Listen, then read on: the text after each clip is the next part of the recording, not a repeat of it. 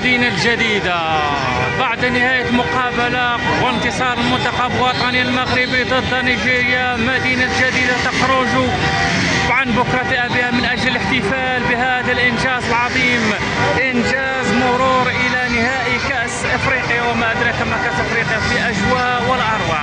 تبارك الله كم الهائل ديال الدكالين والدكاليات في الاحتفالات بهذا الإنجاز العظيم ما شاء الله. كنشوفوا كل شيء الأجواء ما شاء الله، الأجواء جميلة جدا. الاحتفالات ما زالت مستمرة في مدينة الجديدة بهذا الإنجاز العظيم، إنجاز بلوغ نهائي كأس أفريقيا. كنا على الأعصاب، كان أداء المنتخبين لا المنتخب الوطني المغربي ولا المنتخب النيجيري أداء رائع وجميل ما شاء الله. كنشوفوا الاحتفالات مستمرة، كان الحظ لصالحنا ما شاء الله بفضل دعوات الشيوخ والأطفال والصغار والأمهات.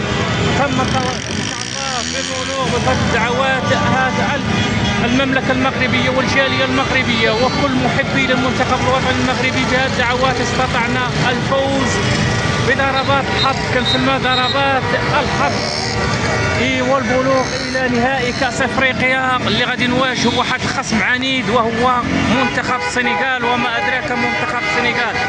استمرار الاحتفالات بمدينة الجديدة ما شاء الله في اجواء جميلة ما شاء الله. شوف اجواء ليلية واحتفالات ما زالت مستمرة بهذا الانجاز العظيم، انجاز بلوغ المنتخب الوطني المغربي الى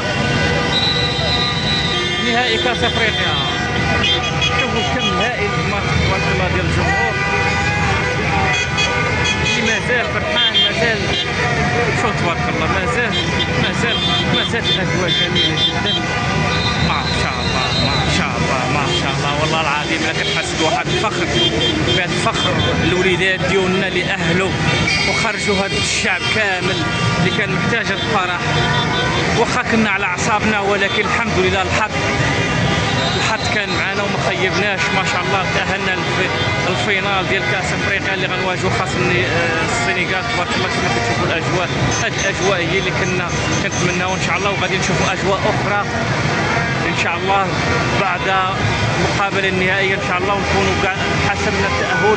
هذا اللقب الغالي اللي استنيناه 50 سنه من جدودنا وجينا حنا ومازال كنتسناو وما كرهناش نفوزوا بهذا اللقب الغالي بعد 50 سنه ان شاء الله.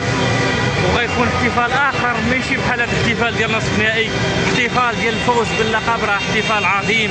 غتكون احتفالات ان شاء الله واكبر الفرحه اكثر من هذه الفرحه ديال البلوغ النهائي، لان فرحه التتويج كتكون احسن من فرحه بلوغ النهائي ان شاء الله. نتمنوا من الله سبحانه وتعالى هذا اللقب يبقى في الرباط، لاننا هرمنا